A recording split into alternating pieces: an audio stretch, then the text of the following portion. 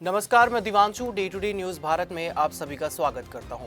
आज दुनिया की सबसे अहम तेल नाड़ी पर ताला लग चुका है। जी हां, दावा किया जा रहा है कि स्ट्रेट ऑफ हॉर्मुज बंद कर दिया गया है और अगर ये सच में पूरी तरह से बंद हुआ तो समझ लीजिए इससे सिर्फ एक समुद्री रास्ता ही नहीं बंद होगा बल्कि वैश्विक अर्थव्यवस्था की सांस पर यह लगाया हुआ एक हाथ होगा।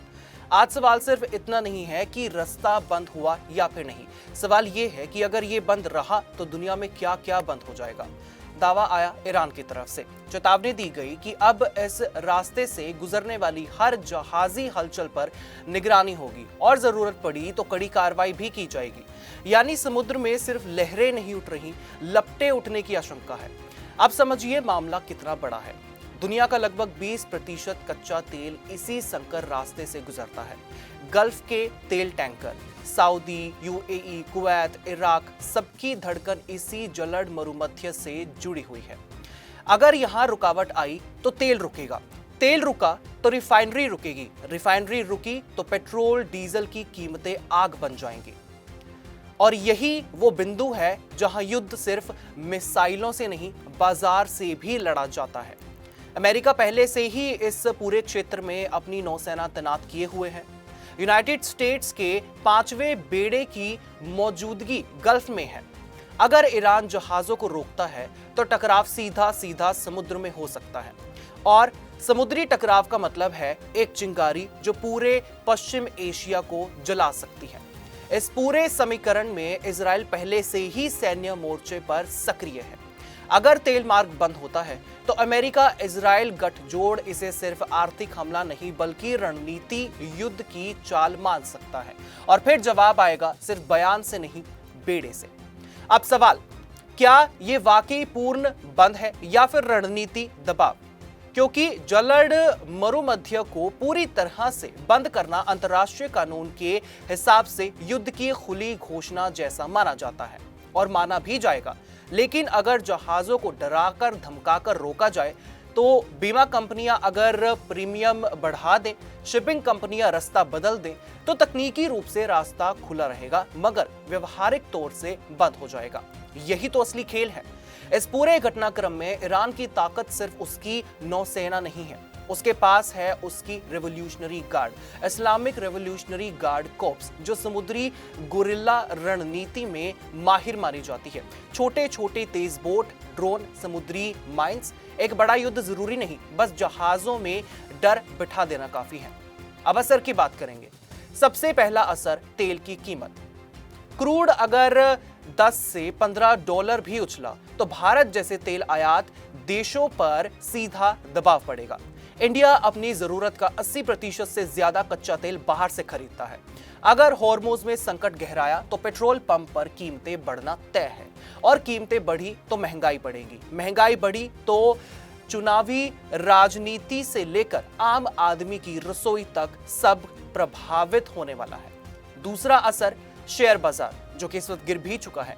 जैसे ही भू राजनीतिक संकट बढ़ता है, निवेशक जोखिम में भागते हैं। ग्लोबल मार्केट में गिरावट आती है, गोल्ड में तेजी, यह सामान्य प्रतिक्रिया है। अगर युद्ध लंबा खिंचा तो निवेश सुरक्षित ठिकानों की ओर भागेगा।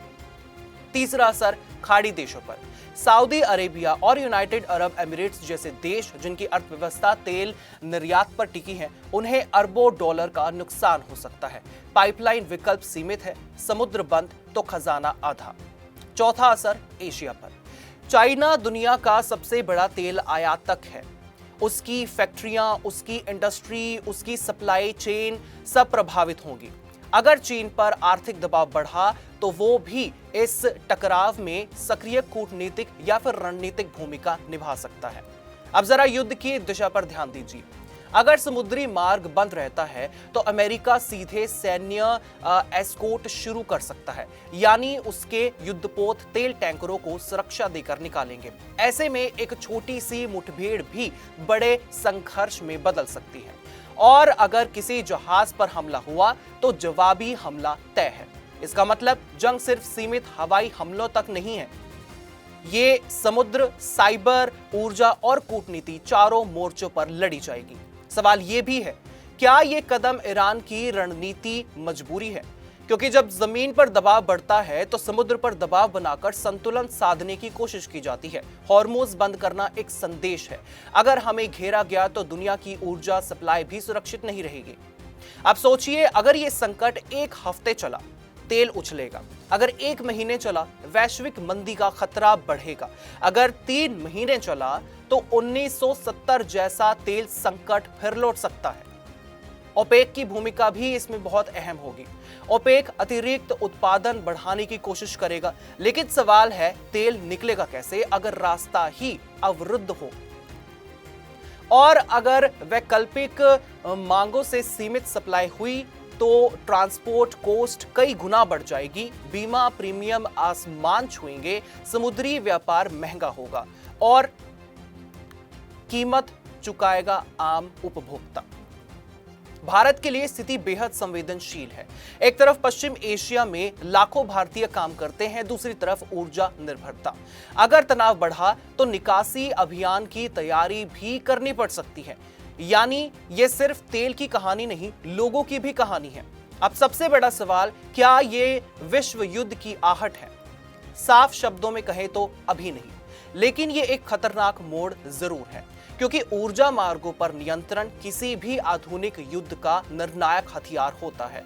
जो तेल नियंत्रित करता है वही अर्थव्यवस्था नियंत्रित करता है, और जो अर्थव्यवस्था नियंत्रित करता है वही युद्ध की दिशा तय करेगा। अगर कूटनीति सक्रिय हुई तो बैक चैनल बातचीत, मध्यस्थ देश, संयुक्त राष्ट्र सब सक्रिय होंगे।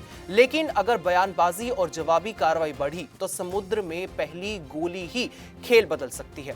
आज की तारीख में पूरी दुनिया की नजरें एक पतले से समुद्री रास्ते पर टिकी हुई हैं, जहां से गुजरता हर जहाज सिर्फ तेल नहीं बल्कि वैश्विक स्थिरता भी ढो रहा है। ये सिर्फ क्षेत्रीय संघर्ष नहीं रहा, ये ऊर्जा बनाम शक्ति का टकराव है, ये संदेश बनाम जवाब का खेल है, और ये तय करेगा आने वाले महीनों में दुनिया सस्ती ऊर्जा देखेगी या फिर महंगी अस्थिरता। अगर हॉर्मुज खुला रहा तो तनाव सीमित रहेगा, अगर आधा खुला आधा बंद तो अनिश्चितता चरम पर रहेगी, अगर पूरी तरह से बंद रहा तो आर्थिक भूकंप तय है। तो क्या दुनिया युद्ध के एक नए अध्याय की ओर बढ़ रही है, या ये सिर्फ दबाव की रणनीति है? अभी तस्वीर धुंधली है, लेकिन इतना साफ है, जब भी हॉर्मुज कांपता है तो दुनिया हिलती है। आपका इस बारे में क्या कुछ कहना होगा, आप हमें कमेंट सेक्शन में जरूर बता सकते हैं।